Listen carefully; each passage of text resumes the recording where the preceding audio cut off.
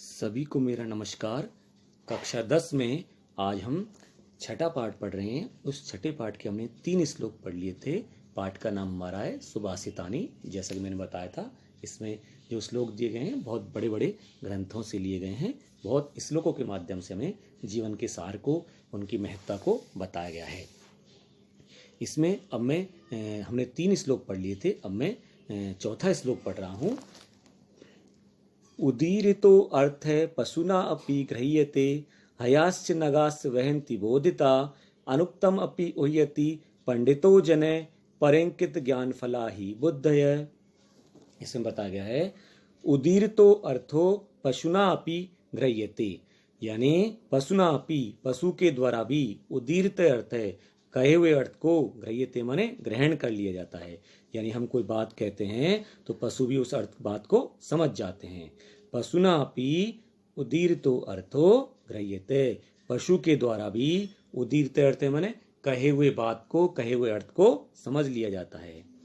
हयाश्च नगाश्च वहन्ति बोधिता, और घोड़े और हाथी भी, हय माने घोड़े, नग माने हाथी, घोड़े और हाथी भी समझाने पर वजन ढो लेते हैं, बाहर ढो लेते हैं।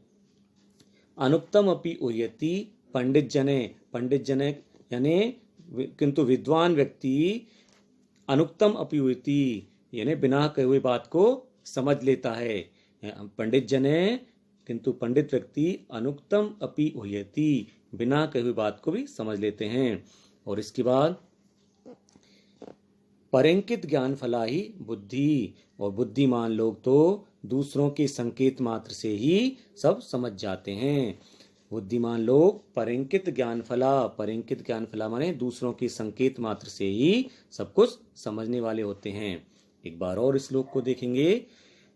पशुना अपि उदीरितो अर्थो गृह्यते, पशु के द्वारा भी समझाए जाने पर किसी बात को समझ लिया जाता है, किसी बात के अर्थ को समझ लिया जाता है।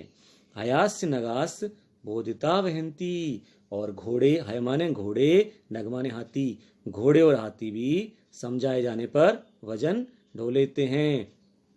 पंडित जने अनुक्तम अपि उह्यति, और पंडित लोग, ये विद्वान लोग बिना कही बात को समझ लेते हैं।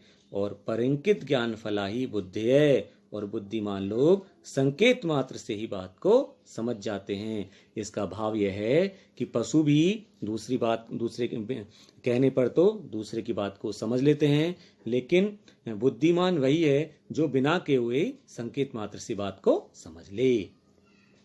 इसके बाद अगला श्लोक है श्लोक नंबर 5। क्रोधो ही शत्रु प्रथमो नराणाम देह स्थितो देह विनाशनाय यथा स्थित काष्ठगतो ही वहनी स एव वहनी दहिते शरीरम। इसमें बताया गया है नराणाम देह विनाशनाय प्रथम शत्रु देह स्थित क्रोध है। नराणाम माने मनुष्यों के, देह विनाशनाय माने शरीर के विनाश के लिए, प्रथम शत्रु माने पहला शत्रु, देह स्थित यानी शरीर में स्थित, क्रोधो माने क्रोधी है। यानी मनुष्यों के शरीर के विनाश के लिए पहला शत्रु मनुष्य के शरीर में स्थित क्रोध ही है। यानी मनुष्य के शरीर में जो क्रोध है उससे मनुष्य का शरीर उसका नष्ट हो सकता है। आगे यथा स्थित काष्ठगतो ही वहनी, जैसे काष्ठगत स्थित वहनी यानी लकड़ी में स्थित अग्नि जो होती है वो काष्टम एव दहते यानी शरीर को ही जला देती है। जैसे यथा काष्ठगत स्थित वहनी, जैसे लकड़ी में स्थित अग्नि लकड़ी को ही जला देती है, वैसे ही स एव वहनी, वही अग्नि शरीरम दहते शरीर को भी जला देती है। इसमें बताया गया है कि जैसे काष्ठगत स्थित वहनी, लकड़ी में स्थित अग्नि उस लकड़ी को जला देती है, स एव वहनी उसी प्रकार से शरीर में स्थित क्रोध, उनकी रूपी जो अग्नि है उस शरीर को जला देता है। एक बार और सुनेंगे श्लोक को। क्रोधो ही शत्रु प्रथमो नराणाम देह स्थितो देह विनाशनाय, यानी नराणाम देह विनाशनाय मनुष्यों के शरीर के विनाश के लिए, शरीर देह स्थित माने शरीर में स्थित, प्रथम शत्रु यानी पहला शत्रु क्रोध ही है, यानी मनुष्यों के शरीर के विनाश के लिए पहला शत्रु शरीर में स्थित क्रोध ही है, यानी इससे क्रोध से ही मनुष्य के शरीर का नष्ट हो जाता है। आगे यथा काष्ठगतो स्थित वहनी, जैसे काष्ठगत, काष्ठ का मतलब होता है लकड़ी, लकड़ी में स्थित वहनी माने अग्नि, जैसे लकड़ी में स्थित अग्नि लकड़ी को ही जला देती है, से वहनी, वही वहनी माने अग्नि, वही क्रोध रूपी अग्नि शरीरम दहते, शरीर को भी जला देती है। इसका भावार्थ है कि मनुष्य के शरीर के विनाश के लिए पहला शत्रु है मनुष्य का क्रोध, यानी क्रोध मनुष्य के शरीर को नष्ट कर सकता है। जैसे लकड़ी में स्थित अग्नि लकड़ी को जला देती है, वैसे ही शरीर में स्थित क्रोध शरीर को जला देता है। इसके बाद छठा श्लोक है, मृगा मृगई संगम अनुव्रजंती, गावश्य गोपी तुरंगा तुरंगई, मूर्खाश्च मूर्खई सुधिये सुधीभि, समानशील व्यसनेषु सख्यम। देखो इसमें पशुओं के उदाहरण के माध्यम से बहुत ही अच्छी शिक्षा दी गई है।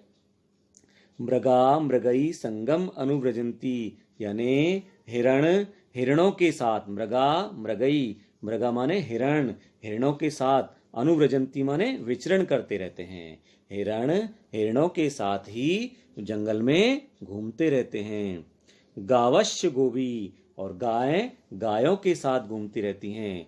तुरंगा तुरंगई, और घोड़े घोड़ों के साथ घूमते रहते हैं। मूर्खाश्च मूर्खई, और मूर्ख लोगों के साथ घूमते रहते हैं। सुधिये सुधीभी, और बुद्धिमान लोगों के साथ घूमते रहते हैं, पीछे पीछे जाते हैं।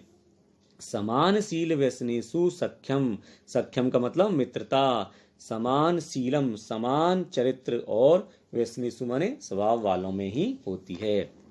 मित्रता हमेशा समान चरित्र, एक जैसे चरित्र और स्वभाव वालों में ही होती है। जिनका स्वभाव और चरित्र एक जैसा होता है, मित्रता हमेशा उन्हीं में होती है। एक बार और सुने श्लोक को, मृगा मृगई संगम अनुव्रजंती, यानी मृगा माने हिरण, मृगई माने हिरणों के साथ, अनुव्रजंती माने विचरण करते रहते हैं। हिरण हिरणों के साथ ही विचरण करते रहते हैं। गावश्य गोवी, गायों के साथ गाय विचरण करती रहती हैं। तुरंगा तुरंगई, यानी घोड़ों के साथ घोड़े विचरण करते रहते हैं। मूर्खाश्च मूर्खई, मूर्ख लोगों के साथ मूर्खी पीछे जाते रहते हैं, उनके साथ रहते हैं। सुधिये सुधीभी, और बुद्धिमान लोगों के साथ बुद्धिमान लोग ही रहते हैं, उनके पीछे पीछे जाते हैं। और सख्यम समानशील व्यसनेषु, सख्यम माने मित्रता, समानशील समान चरित्र, और व्यसनेषु माने स्वभाव वालों में ही होती है। मित्रता हमेशा एक जैसे स्वभाव और चरित्र वालों में ही होती है। यानी इस श्लोक के माध्यम से बताया गया है, जिस व्यक्ति का चरित्र और स्वभाव जैसा होता है, वो वैसे ही व्यक्ति के साथ घूमता रहता है, हमेशा उसके साथ रहता है। इस प्रकार मैंने 3 श्लोक आज पढ़ा दिए हैं। ये चैप्टर 6 के अभी उसके 4 श्लोक और बचे हैं। इसका जो कार्यपत्रक है, वर्कशीट में जो हमने क्वेश्चन दिए हैं, प्रश्न दिए हैं, उन प्रश्नों को बच्चों को अपने नोटबुक में करना है, याद भी करना है, और वीडियो को अच्छे से सुनना है। धन्यवाद।